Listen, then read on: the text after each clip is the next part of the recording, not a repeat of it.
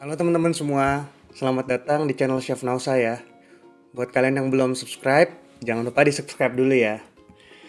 Jadi hari ini temanya gue bukan mau ceritain tentang resep masakan yang baru atau menu makanan yang aneh-aneh. Tapi hari ini gue mau cerita alasan dibalik kenapa sih gue akhirnya memutuskan untuk bikin channel YouTube ini gitu. Kelamaan banget gak sih orang-orang udah bikin channel YouTube dari tahun 2013, dari bahkan sebelumnya gitu. Sementara gue baru start channel YouTube gue tahun 2020. Ya tapi nggak apa-apa ya. Mungkin gue mau ceritain root dari awal dulu nih. Jadi sebenarnya eh, cita-cita gue itu dari kecil adalah pengen jadi chef. Tapi karena gue bukan berasal dari keluarga yang eh, kulineri gitu ya. Bokap gue juga kebetulan polisi. Kemudian keluarga gue yang lain juga kebanyakan abdi negara gitu. Yang gue tentara dan lain sebagainya. Jadi pasti arah atau mindset orang-orang itu larinya ke pekerjaan yang sifatnya jelas, yang sifatnya pekerjaan tuh yang udah kamu pegawai negeri aja gitu, bahasanya seperti itu. Nah, sebenarnya passion gue itu adalah masak. Gue udah mulai masak dari sejak gue bisa dibilang TK, mungkin umur 3 tahun 4 tahun tuh gue udah megang wajan gitu, saking gue suka banget sama yang namanya masak. Nah, sejarah gue dulu waktu pas SMA itu sebenarnya gue udah agak sedikit kepikiran pengen sekolah masak. Cuman ya karena bokap nyokap gue nggak setuju, akhirnya kita nyari jalan tengah. Kira-kira gue kuliah apa yang guanya oke dan orang tua gue juga oke. Akhirnya terpilihlah gue kuliah di Fakultas Ekonomi Universitas Indonesia yang kebetulan waktu itu gue lulus tahun 2013. Nah pas tahun 2013 itu ketika kita lulus kuliah itu adalah momen dimana lo akan memikir masa depan lo mau seperti apa kan. Lo mau mulai start kerja lo di mana gitu. Supaya nanti lo bisa mikirin ketika lo pensiun seperti apa. Nah pada saat itu gue udah mulai nge-apply kerja di tempat-tempat yang gua pengen lah gitu ya. Tapi ternyata dari CV yang gue lampirkan itu bisa dibilang nggak ada yang manggil gue gitu untuk interview gitu. Akhirnya gue sempet galau nih, wah gimana ya gitu. Terus akhirnya gue ngomong sama nyokap gue, ya udah nggak apa-apa, santai dulu aja gitu. Toh juga baru lulus kuliah dan lain sebagainya. Sampai gue ketemu itu waktu itu dapat interview, cuman kerjanya di luar kota. Nyokap gue nggak setuju, akhirnya nggak jadi lagi. Sampai di 2013 akhir itu gue ngelihat ada pengumuman CPNS waktu itu. Terus nyokap gue bilang kalau CPNS nyokap gue itu setuju. Akhirnya gue putuskan untuk ya udah gue masuk PNS aja. Gue agak stres juga waktu itu, kok anak lulusan UI bisa nggak keterima kerja gitu. Yang salah tuh siapa? Apakah fakultasnya, apakah universitasnya, ataukah gue yang salah gitu. Akhirnya gue memutuskan untuk ya udah gue coba tes si CPNS ini, tapi gue juga persiapkan dengan bimbel dan lain sebagainya. Nah setelah itu udah lewat segala macam, akhirnya gue keterima dan gue masuk. Tahun 2013 tuh 2014 tuh gue pertama kali mulai kerja tahun 2014. Kemudian sekitar tahun 2015 2016 itu ada kejadian unik di mana nyokap gue tuh pernah nyuruh gue untuk fotoin dong, lu di kantor tuh beneran kerja atau enggak sih gitu. Lu punya meja enggak sih di kantor gitu. Akhirnya gue posting lah foto gue lagi di depan di meja kerja gue sambil depannya ada laptop gitu. Yang motoin temen gue ada namanya Ayu. Nah pas gue di foto itu ternyata foto itu di share sama Twitter namanya Amazing. Itu sekitar tahun 2014-2015 tuh foto jadi viral banget. Fotonya yang ini guys. Nah setelah si foto itu viral, itu tuh gue kayak pergolakan hati cie. Orang-orang semuanya pada mikir kalau seandainya viral itu sebaiknya gue mengambil jalur pekerjaan di dunia showbiz aja gitu. Tapi menurut gue showbiz itu bukan passion gue gitu. Kecuali gue mau dikontrak untuk jadi chef gitu, it's okay gitu. Chef masak di salah satu stasiun TV gue mungkin seneng. Tapi karena ini gue nggak jelas gitu ya arahnya seperti apa, akhirnya gue nggak terlalu interest juga sebenarnya.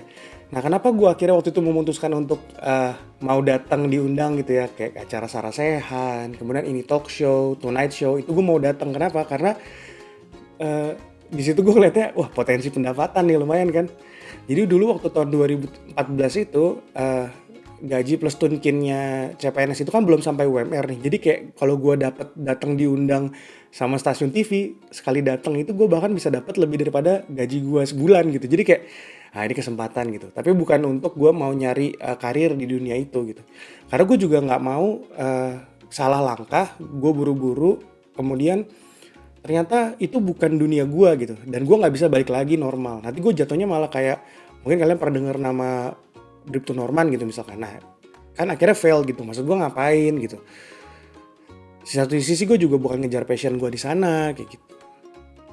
Nah, akhirnya 2015 itu, jadi gue tuh si tanda kutip si ketenaran itu hanya berlangsung mungkin hitungan bulan lah gitu. Hitungan bulan aja. Setelah itu gue kembali lagi nih, kan hobi gue makan ya. Karena hobi gue makan, apalagi gue udah nikah, tuh berat badan gue langsung gitu. Gue naik, tadinya berat badan gue sekian gitu ya, gue bisa naik sampai 40 kilo lebih dalam waktu nggak sampai 2 tahun gitu.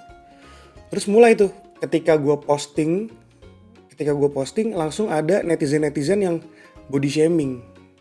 Kok mukanya beda sih? Kok nggak kayak waktu pas di TV sih, dan lain sebagainya. Itu yang bikin gue insecure banget gitu. Nah, pada saat gue mengalami masa insecure itu, Instagram gue langsung gue gembok. Gue langsung kayak nggak terlalu aktif lagi di media sosial sampai, mungkin bisa dibilang sampai 2018-2019 lah gitu. Baru akhirnya di 2020 inilah gue berpikir kalau persetan lah dengan komentar netizen gitu ya, dengan ucapan orang lain, toh apa yang dia omongin ke gue juga nggak ada ngaruh-ngaruhnya sama hidup gue. Akhirnya gue mutusin untuk udahlah, gue nggak peduliin itu, gue nggak peduli si Wame itu, gue mau restart semua dari awal dan dengan passion gue dan dengan ini lo gue gitu. Gue pengen nunjukin kalau gue ini bisa jadi content creator tanpa harus ada embel-embel lain-lain gitu. Oh juga kalau seandainya gue rasa kalau konten gue bikin secara maksimal, orang suka juga lama-lama ya subscriber gue akan nambah-nambah juga gitu loh. Ya gue bersyukurnya aja sekarang nih gue akan bisa memulai channel gitu. Karena kebetulan di kantor gue lagi work from home juga. Jadi gue ada kesempatan untuk, karena gue gak ngantor gitu ya. Jadi gue punya free time lebih banyak di rumah yang gue manfaatin buat bikin konten-konten produktif kayak gini. Nah akhirnya dulu pas 2000, sebenarnya dulu tahun-tahun 2010 gitu ya, 2010, 11, 12, 13 itu gue udah mulai iseng-iseng bikin YouTube gitu. Tapi karena gue nggak ngerti cara ngeditnya, terus gue nggak ngerti harus pakai gear apa dan lain sebagainya, akhirnya nggak jalan gitu. Baru di 2020 ini pas lagi WFH ini, itu gue bener-bener niatin gue harus bisa jalan nih, channel gue harus bisa jalan, gue nggak tahu gimana caranya. Itu pertama kali gue start itu mungkin beberapa hari sebelum puasa gitu. Itu gue sama sekali belum bisa ngedit dan gue hanya shoot pakai handphone. Dan itu hasilnya kacau balau. Terus gue langsung kayak, nih gue nggak bisa nih. Gue sempat berpikir, udahlah gue stop aja bikin YouTube-nya. Gue cari dulu orang videographer atau orang yang bisa setidaknya ngeditin video gue lah gitu. Terus setelah gue pikir-pikir, gue ini kan channel baru gitu, ngapain sih gue ngeluarin duit yang gue boros gitu loh maksudnya. Kenapa nggak gue belajar sendiri aja caranya ngedit gitu. Akhirnya gue buka tuh selama 3 hari gue buka channel YouTube, gue belajar cara ngedit pakai iMovie tuh kayak gini. Oh kalau kamera tuh supaya warnanya jadi bagus, settingannya kayak gini. Itu gue pelajarin semua selama 3 hari. Terus gue akhirnya mulai start bikin konten. Jadi gue bikin konten tuh ya banyak yang komplain juga gitu, kayak kok suaranya jelek, nggak ada backsoundnya dan lain sebagainya. Ya gue pelan-pelan perbaikin gitu. Karena gue juga di sini bikin channel YouTube kan sendiri ya, nggak punya tim. Gue juga nggak paham sebenarnya kekurangan dari channel gue apa gitu. Karena teman-teman di subscriber juga kan komentar juga paling berhubungan dengan konten, tapi nggak berhubungan sama perbaikan channel gue gitu. Dan kalau ada orang yang dislike pun dia juga nggak bilang gitu, dia nggak sukanya karena apa. Jadi itu yang bikin gue agak susah sih sebenarnya. Ya mungkin kalau kalian punya insight apa yang harus gue lakukan terhadap channel gue, tolong isi di komentar ya. Jadi gitu guys, itulah akhirnya sampai gue memutuskan untuk bikin channel YouTube. Nah kalau ditanya kenapa nama yang gue ambil adalah Chef Nausa, emangnya gue chef? Emang gue boleh pakai title chef gitu?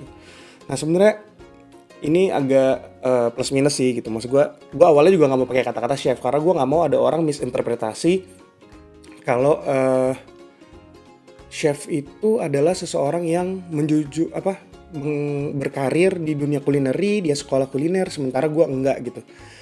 Nah tapi gue tuh mengambil nama chef ini karena di keluarga gue gitu, sama sepupu-sepupu gue dan lain sebagainya, mereka tahu gue adalah orang yang paling suka masak gitu. Gue paling hobi masak gitu. Jadi setiap gue masak itu pasti gue selalu ledekannya adalah chef, chef, chef, chef. Akhirnya gue terasosiasi dengan nama itu, akhirnya gue pakailah nama Chef Nausa. Terus setelah gue pikir-pikir juga, ya nama Chef Nausa jauh lebih familiar dibandingkan dengan nama Nausa Karnavian gitu. Akhirnya gue pakailah nama ini. Terus video gue itu sebenarnya fokus utamanya adalah gue pengen nge-share, gue tuh hobi banget ngicipin makanan nih, ngicipin makanan di restoran gitu. Nah gue pengen gimana caranya makanan-makanan di restoran itu sebenarnya bisa gue bikin sendiri di rumah gitu. Jadi apalagi untuk makanan-makanan tertentu yang memang harganya mahal gitu. Jadi kayak ngapain sih kalau lo bikin di restoran, lo harus makan di restoran kalau seandainya lo bisa bikin di rumah.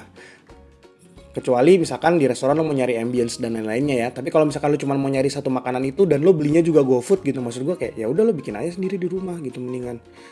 Itulah akhirnya kenapa gue memutuskan bikin channel yang ngulik resep-resep restoran untuk ditampilin di rumah. Itu sih guys. Ya terima kasih banget ya udah nonton, udah dengerin curhat gue. Kalau kalian masih penasaran Q&A apa gitu, pengen tanya mungkin tentang cara start gue awal bikin YouTube-nya gimana, cara gue ngedit kayak gimana, atau kalian pengen penasaran alat-alat masak yang gue pakai apa, atau bumbu dapur gue kayak gimana, atau kalian membutuhkan gue untuk melakukan kitchen tour, ya silakan aja di komen ya. Jangan lupa di like dan di subscribe ya. Jadi hari ini gue cuman pengen curhat aja. Kalau kalian suka silakan di like, kalau nggak suka jangan di dislike, di skip aja ya guys. Oke, terima kasih banget udah nonton. Sampai ketemu lagi guys. Jangan lupa di subscribe ya teman-teman.